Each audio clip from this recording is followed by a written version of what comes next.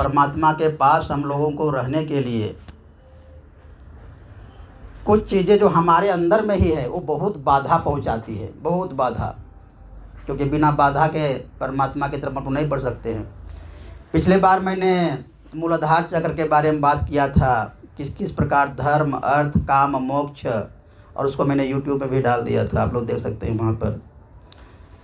तो किस प्रकार से वो हम लोगों के लिए सहायता करती है, किस प्रकार से हम लोगों के जीवन में बाधा करती है, वो मैंने बताया था। उसी प्रकार से हम लोगों का जो मूलाधार चक्र के ऊपर में जो स्वाधिष्ठान चक्र है, मूलाधार चक्र के ऊपर 6 अंगुली ऊपर में स्वाधिष्ठान चक्र है, और ये चक्र भी मनुष्य का बहुत महत्वपूर्ण चक्र है। और इस चक्र में 6 वृत्तियाँ हैं, 6 वृत्ति। कौन कौन सा वृत्ति है? अवज्ञा, मूर्छा, प्रश्रय, क्रूरता, अविश्वास, सर्वनाश। इतना खतरनाक वृत्ति है, सारे खतरनाक वृत्ति है। अवज्ञा, मूर्छा, प्रश्रय, क्रूरता, अविश्वास, सर्वनाश। और ये वृत्तियाँ जो है कब ऐसा काम करती है नेगेटिव? जब हमारा ये स्वाधिष्ठान चक्र कमज़ोर होता है तब ये नेगेटिव इस प्रकार से काम करती है। लेकिन हर एक चक्र में क्या होती है, वो वृत्ति नेगेटिव भी होती है और पॉजिटिव भी होती है। नेगेटिव भी होती है, पॉजिटिव। तो अवज्ञा का मतलब फिर अज्ञा हो जाएगा, क्रूरता का मतलब दया प्रेम हो जाएगा, मूर्छा का मतलब चेतना हो जाएगी, मतलब को सही रहेगा तो इस प्रकार से काम करेगी। और ये वृत्तियाँ करती है 10 दिशा में काम करती है। तो 6 और 6 12 हो गया, पॉजिटिव नेगेटिव 12 वृत्ति। और 12 वृत्ति 10 दिशा में काम करेगा। 10 दिशा कौन कौन? पूरब, पश्चिम, उत्तर, दक्षिण 4, कोना कोना 8, और ऊपर और नीचे 10। तो हर एक वृत्ति जो होती है 360 डिग्री एंगल में काम करती है। मान लिया आपके पास मूर्छा कोई वृत्ति है, अवज्ञा कोई वृत्ति है, तो सब तरह से वो आपको उसी तरफ ले जाएगा। कहीं से भी कोई पॉजिटिव तरंग भी आएगा उसको उसी तरफ से ठेल करके ले जाएगा, कोई यदि वृत्ति डेवलप हो गई तो इसलिए वृत्ति को हम लोगों को बहुत तरीके से उसको हैंडल करना पड़ता है, और वृत्तियों को हैंडल करना ही साधना का काम है। तो पहला वृत्ति क्या है? अवज्ञा। अवज्ञा का मतलब क्या होता है? जो मोरल कोड्स है, जो नीति नियम है, जो आदर्श वाक्य है, जो आप्त वाक्य है परमात्मा का, उन बातों को अवहेलना करना, अवज्ञा। उन बातों को नहीं मानना, उन बातों को तवज्जो नहीं देना जीवन में, इसको बोलते हैं अवज्ञा। तो मान लिया इन बातों को हम महत्व नहीं देंगे जो हमारा जीवन को बनाता है, तो हमारा जीवन कैसे बनेगा? हमारा जीवन कैसे तीर्थ स्थान में रहेगा? हमारा जीवन कैसे परमात्मा को प्राप्त करेगा? तो जब अवज्ञा वृत्ति डेवलप होती है तो किस प्रकार से काम करती है मैं बताता हूँ। दुर्योधन जो था, दुर्योधन को लोगों ने कितना समझाया। दुशासन समझा, उसका पिताजी जो धृतराष्ट्र था वो भी समझाता था, उसकी माँ जो थी वो भी समझाती थी गंधारी, और भीष्म पितामह भी समझाते थे, कृष्ण भगवान भी समझाते थे, लेकिन फिर भी वो नहीं समझा। तो अवज्ञा जो नीति वाली बात है, जो आदर्श वाली बात है, जो आप्त वाली बात है, इन बातों को समझा ही नहीं, अवज्ञा था। और बाद में क्या हुआ? पूरा अपने तो गया से गया, सबको, पूरा कौरव वंश को ले डूबा उसने, है ना। तो इसलिए जो अवज्ञा वृत्ति डेवलप होती है तो इस प्रकार से उसका हर एक वृत्ति सर्वनाश की तरफ ले जाता है ना। और इस प्रकार जो तो महाभारत में हुआ सो हुआ ही, हमारे जीवन में भी वो तहस नहस कर देता है। मान लिया हमारे जीवन में कोई आदर्श नहीं है, कोई नीति नियम नहीं है, तो जीवन बेकार हो जाएगा, पशुवत हो जाएगा। उसी प्रकार हमारे जो जीवन में फिर दूसरा वृत्ति क्या है? मूर्छा। ये मूर्छा वृत्ति किस प्रकार से? मूर्छा क्या है कि आप पढ़े, मतलब कि कोई मतलब ही नहीं है, कोई मतलब कि आप सोए हुए जैसे हैं, जिंदा हैं लेकिन सोए हुए, कोई मतलब ही नहीं है आपको, चेतना नाम की कोई चीज़ नहीं है, मूर्छित हैं। तो ये मूर्छित हैं, इसको किस प्रकार से समझेंगे कि जो अच्छी बातें भी बोला जा रहा है वहाँ पर आपको कोई मतलब नहीं, यहाँ धर्म चक्र भी हो रहा है तो किसी को मतलब नहीं, जो लोग मूर्छित हैं उनको।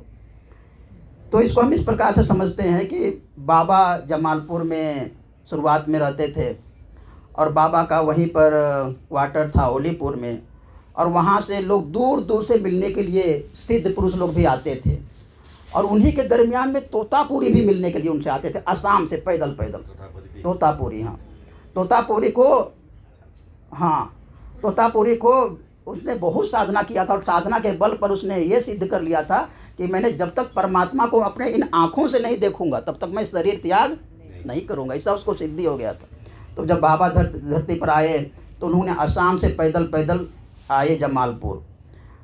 अब उनको शरीर की सुंदरता से क्या मतलब, दाढ़ी बढ़ा हुआ है, कपड़े फटे हुए हैं, इसे लंबा चौड़ा शरीर है। तो वही जमालपुर में वो घूमते थे और बाबा जब जाते थे बाग कब्र की तरफ घूमने के लिए तो वो दर्शन कर लेते थे, बाबा भी उनको देख के मुस्कुरा लेते थे, चलते थे। तो वहीं पर कुछ लोग बैठ करके अगल बगल में ताश खेलते थे और वो लोग इनको देख करके हंसते थे, क्योंकि ये पागल जैसा थे, कपड़ा फटा हुआ गंदा संदा ना, तो हंसते थे।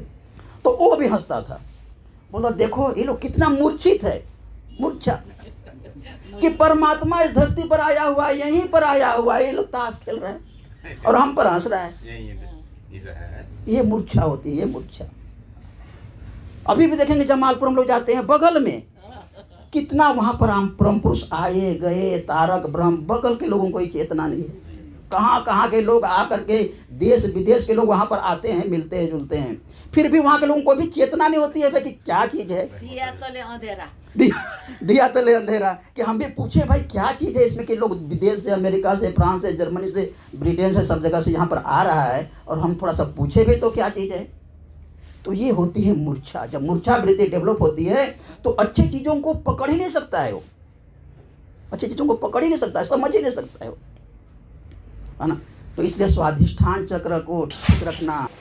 देखते हैं ना, गुटखा के पैकेट में चेतावनी लिखा रहता है कि गुटखा खाने से कैंसर हो सकता है और उसमें बड़ा बड़ा घाव, कैंसर का घाव वाला फ़ोटो रहता है, फिर भी लोग खाते हैं।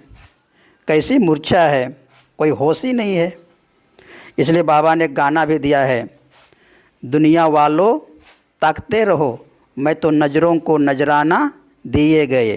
अर्थात जिसकी चेतना जागृत है उनको परमात्मा प्यार कर गए। उसके बाद आती है प्रश्रय। अब मान लिया ये सब चीज़ रहेगा, आप में अवज्ञा भी रहेगा, मूर्छा भी रहेगा, तो प्रश्रय आएगा ही। प्रश्रय का मतलब क्या होता है, जितना भी गलत चीज़ों का जीवन में प्रश्रय, मांसू खा रहा है, शराब पी रहा है, गुटखा खा रहा है ना, सब जितना भी गलत चीज़ों का उसका जीवन में प्रश्रय हो जाएगा और उसके बाद वो खड़ा हो ही नहीं सकता। स्थान देना, हाँ हाँ ना। तो इसलिए जितना भी प्रकार के उसके जीवन में गलत चीज़ों का प्रश्रय हो जाएगा और इस प्रकार के गलत खान पान का तो प्रश्रय होगा से होगा ही। बहुत सारी ऐसी चीज़ें भी आपके जीवन में आ जाएगी, जैसे मान लिया आलस आ गया, आलस। अब ये आलस वृत्ति केवल आ गया ना और बढ़ गया आपके जीवन में तो आप साधना कर ही नहीं सकते।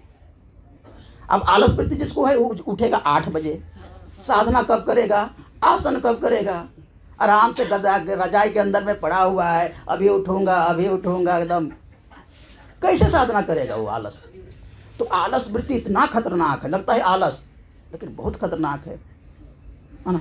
तो इसी प्रकार आलस का प्रश्रय हो गया, क्रोध का प्रश्रय हो गया, लालच का प्रश्रय हो गया, तो जीवन को आपको अच्छा बनने ही नहीं देगा। वो आप चल ही नहीं सकते परमात्मा की तरफ, आप उस तीर्थ स्थान की तरफ चल ही नहीं सकते, है ना। तो इसी प्रकार अवज्ञा, मूर्छा, प्रश्रय, प्रश्रय के बाद आपका आते क्रूरता। अब क्रूरता किस प्रकार से, क्रूरता कब आती है आदमी को, जब आदमी का उसके स्वार्थ लायक बात नहीं करेंगे, उसके क्योंकि इस सब जब सारा कुछ हो जाएगा तो आदमी बहुत स्वार्थी हो जाएगा, एक्सट्रीम सेल्फिश हो जाएगा, सेल्फिश। और जब उसके अनुसार से कोई चीज़ें नहीं होगी तो आदमी बहुत क्रोधित हो जाएगा और क्रोध जब एक्सट्रीम लेवल पर जाएगा तो वो आदमी क्रूएल हो जाएगा, क्रूएल, क्रूरता। अब क्रूरता के बारे में बताता हूँ कि नेपाल की एक लड़की थी महालक्ष्मी, आप लोग सुने होंगे शायद, महालक्ष्मी। और वो लड़की गई थी बेंगलोर इंडिया काम करने के लिए। हेमंत नाम का उसका पति से शादी हुआ, बहुत चर्चित न्यूज़ था ये, आप लोग पता नहीं सुनते हैं कि नहीं। हेमंत नाम के उसके पति से शादी हुआ, साल 1.5 साल के बाद एक बच्चा भी हुआ और उसके बाद उस दोनों अलग अलग परिवार की झगड़ा से अलग अलग दोनों रहने लगे। उसके बाद वो लड़की कहीं दूसरी जगह पर काम लगने, हेमंत अलग रहने लगा और ये अलग रहने लगी।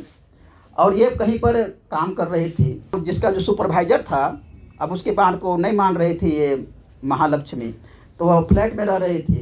तो एक दिन फ्लैट में गया और दोनों के बीच में लड़की के साथ झगड़ा हुआ, महालक्ष्मी के साथ झगड़ा हुआ। तो उसी घर में उसको क्या किया, उसको मार दिया और उसके 32 टुकड़े कर दिए, 32, और फ्रिज में रख दिया। हाँ, महालक्ष्मी फ्रिज में रख दिया, हाँ ना। और फ्रिज में रख करके फिर उसको सोच रहा था कि इसको टुकड़ा टुकड़ा हो गया है, इसको अलग अलग करके हम इसको डिस्पोजल कहीं ना कहीं करेंगे।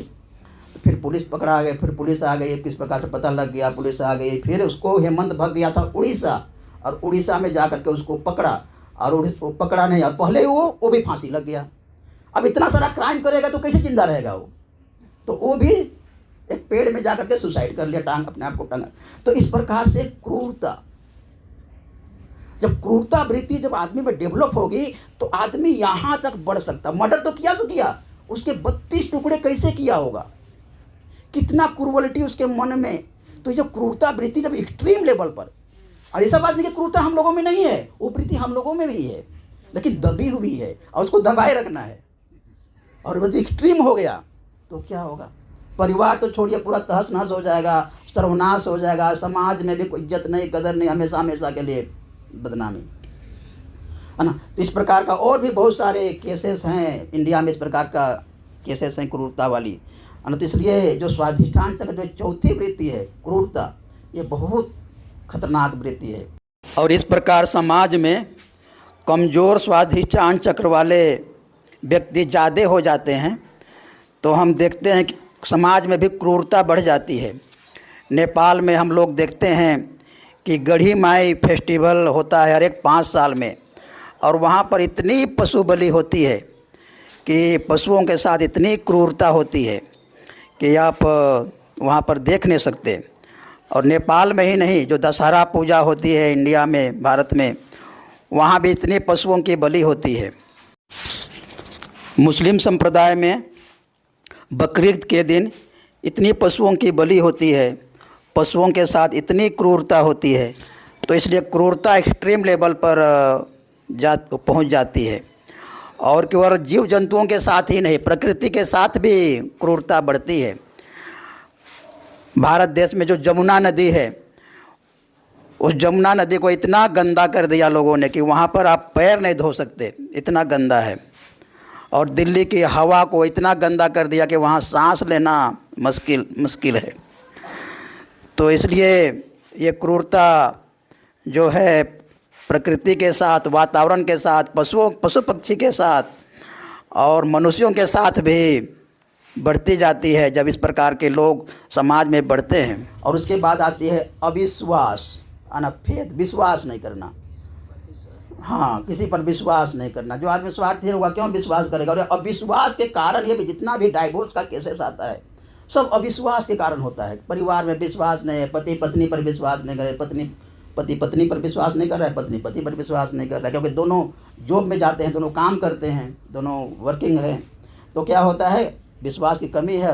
और अधिकतर जो बड़े बड़े घर में सब तलाक और सब डाइवोर्स का केस हो रहा है, और जिसके पूरा फाइनेंशियल लेवल पर कोई भी दिक्कत नहीं है, कोई भी चीज़ कमी नहीं है, लेकिन फिर भी परिवार में शांति नहीं है, जीवन में शांति नहीं है, चैन नहीं है, सुकून नहीं है। तो इसी प्रकार अविश्वास वृत्ति जब डेवलप हो जाएगी तो कितना खतरनाक है। और ये सब सारे वृत्ति जब एक साथ हो जाएंगे, अवज्ञा, मूर्छा, प्रश्रय, क्रूरता, अविश्वास, तो क्या होगा, सर्वनाश तो होना ही है, सर्वनाश तो होना ही है। इसीलिए हम लोगों को ये स्वाधिष्ठान चक्र को मजबूत करना है। अब स्वाधिष्ठान चक्र कैसे मजबूत होगा, बाबा ने इसके लिए हम लोगों को साधना दिया है, 3rd लेसन और 5th लेसन, इससे हम लोगों का ठीक होगा स्वाधिष्ठान चक्र। और इसके लिए कुछ आसन भी है, एक है बद्ध पद्मासन आसन, और एक है बंध त्रय योग। बंध त्रय योग से भी ये ठीक होगा। और एक है अंभासी मुद्रा, उससे भी स्वाधिष्ठान चक्र मजबूत होगा। और ये स्वाधिष्ठान चक्र हम लोगों का जो शरीर में जो लिक्विड पोर्शन है, हम लोग जानते हैं कि हम लोगों का शरीर में 70% लिक्विड है, तो इस लिक्विड पोर्शन को कंट्रोल करता है ये स्वाधिष्ठान चक्र। और ये जब चक्र मजबूत होता है तो शरीर में ग्लेजिंग बढ़ता है, शरीर में चमक बढ़ती है और मन उन्नत होता है।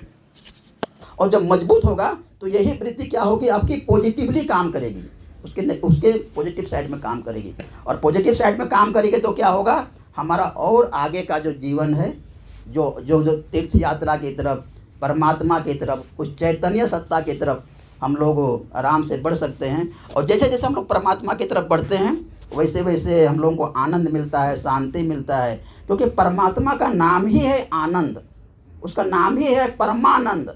तो मन थोड़ा सा भी उसके स्पर्श में आता है, उसका हम लोगों का मन उसको संपर्कित होता है तो हम लोग का मन आनंद से भर जाता है, उत्साह से भर जाता है, शांति से भर जाता है।